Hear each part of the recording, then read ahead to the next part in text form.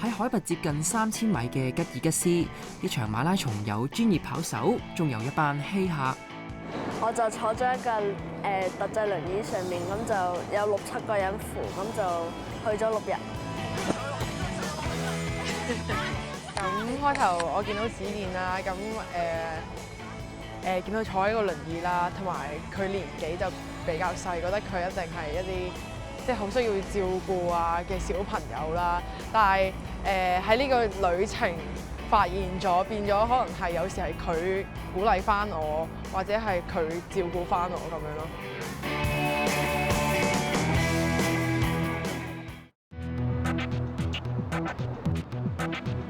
Mark set go。我而家讀緊賽馬會體藝中學啦，而家中4啦。我咧就係好中意玩運動嘅。我一個星期大概都會跑1至2次啦，每一次都會跑4K 以上咯。嘉善人生跑得最耐嘅紀錄係2019年參加極地同行，佢跑咗6日。當時佢要同其他健全學生協助幾位傷健人士爬上海拔3000幾米嘅山脈。學校同極地同行啦，搞咗一個活動去呢個嘅吉爾吉斯。我哋去咗11日啦，有6日都係要上山嘅。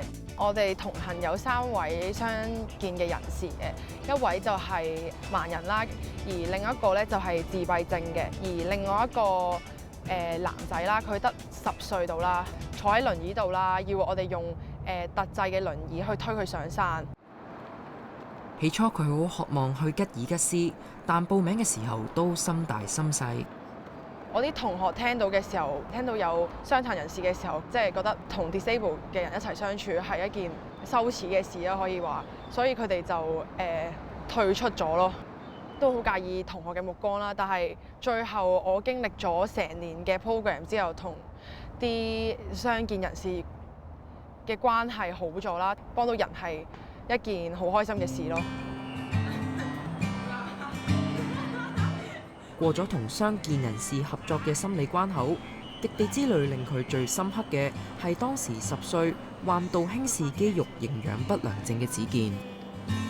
開頭我見到子健啦，見到坐喺個輪椅啦，同埋佢年紀就比較細，覺得佢一定係一啲即係好需要照顧啊嘅小朋友啦嚟嘅。左手定右手？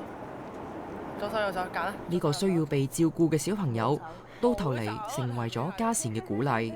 上到2000米度啦，咁我哮喘病就開始發作啦，就唞氣有啲辛苦啦，上氣唔接下氣咁樣啦，跟住我就即刻揾我隔離個同學仔啦，去揾醫生。即係就話你有冇事啊咁樣，即係關心你咁樣。跟住一直去到上山嘅時候，佢哋尋日都知我病咗，就話如果唔得嘅話就幫你替換啊，俾你即係你休息多啲咁樣咯。子健要坐輪椅啊，咁可能佢做唔到我跑步嘅，但係可能喺其他方面佢仲叻過，即係好似鼓勵你啊，同埋堅持嗰一方面。即係如果我係坐輪椅嗰個，可能我一早就已經放棄咗我自己。想多謝佢啦，我都多謝你啊！可以帶到我上去咁高嘅地方，同埋最緊要係見到雪山啦。我覺得真係已經好開心嘅，覺得係一個壯舉。咁邊個坐上去啊？今日出發前，嘉善要接受半年嘅訓練。由極地同行創辦人 Steve 帶領到海旁用特製輪椅練跑。呢部車得一個轆嘅啫，咁希望可以喺沙地啊，或者喺啲崎嶇嘅路況咧，都可以好靈活咁樣可以行走咯。吉爾吉斯啦，啲山咧就比較崎嶇啦，啲路好窄啦，架車咧就比較闊啦，個路咧就好窄啦，係好難架車好難經過，係好艱難咯，成件事係。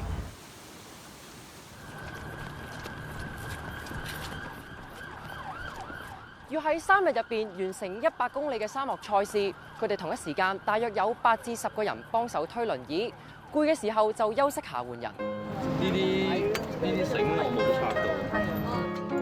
透過訓練同傷健人士嘅相處 ，Steve 希望俾健全人士更加明白呢個群體。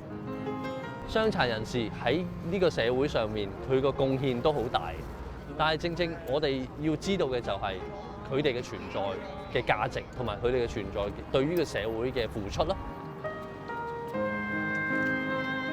有一個好諷刺或者好得意嘅位就係，我哋可以知道獅子老虎都知道佢哋點揾食，但係身處喺香港，我哋可能住喺我哋隔離嗰個係聽障人士，我哋唔知佢點返工㗎，唔知佢有咩可以做到。特別係啲學生，佢哋每一次完成咗我哋嘅任務啦，或者係參加我哋嘅活動之後咧，佢哋覺得啊，原來啲傷殘人士咁叻㗎，我哋反而係冇佢哋咁叻添咁啊！從來唔做運動嘅 Steve 聽過嘅一場分享改變咗佢。我就聽過我前老闆嘅一個分享啊，佢去完撒哈拉沙漠比賽嘅時候嘅所見所聞，見到好多冇腳嘅人啊，或者係盲嘅人啊，都參加啊，跑200幾公里啊。於是佢的起心肝練跑，後嚟跑勻7大洲，成為馬拉松大滿貫嘅極地跑手。其中喺沙漠跑嘅一次最感動。最深刻印象咧係見到一班法國嘅消防員推住個啲傷殘嘅小朋友完成呢個距離。每一次經過佢哋嘅時候，其實我都喊，即係我喺個太陽眼鏡後面度都真係喊晒，因為即係知道其實大家都係好辛苦咁樣去經歷緊嗰件事，但係佢哋仲要再比你辛苦多可能100倍。曾經做過理財策劃師嘅 Steve， 當時喺富貴嘅生活同全職推動傷健共融之間揀咗後者。啲人成日講100萬年薪、100萬年薪啊，呢啲都係做到嘅嗰陣時。參加比賽或者去過呢啲咁極端嘅地方之後咧，你個人好似對於名利咧會慢慢會唔會咁睇得咁重？快樂係一定要有嘅。因為如果唔係就唔知為咗咩而活啦。咁但係快樂唔係一定係金錢或者物質可以帶到，需要帶到俾你嘅。由 Steve 聽過前老闆嘅一場分享，到親身將經驗話俾過百間中學嘅學生聽，作為 Steve 中學師弟嘅文力，深深體會到呢份感染力。Steve 其實都係我嘅師兄嚟嘅，跟住佢有嚟過我哋學校就講座俾我哋班學校啲學生聽啦。咁我就17年就去咗戈壁沙漠100公里，100公里有100次想放棄嘅時候。試過極地跑，學識唔輕易放棄，仲關心多咗殘疾人士。早前佢返咗母校，幫一個有青光眼嘅師弟進賢，為佢領跑。以前冇乜特別留意呢個殘疾人士啦。去沙漠嗰陣時又係留意佢哋好多，有啲手語啊都學到少少嘅。嗰陣時去到沙漠就互相交流，嗰個感覺係特別唔同嘅，開心過拎第1名嘅可以。哥哥咁樣，哥哥，係啦，姐姐，跟住妹妹嘅手指尾咯。呢個係咩啊？由當年投身金融界管理層，變成馬拉松大滿貫跑手。Steve 帶領過超過1萬位健全人士走到唔同嘅跑道，俾佢哋見識同一天空下嘅另一片極地。真正嘅極地其實喺我哋香港都好多。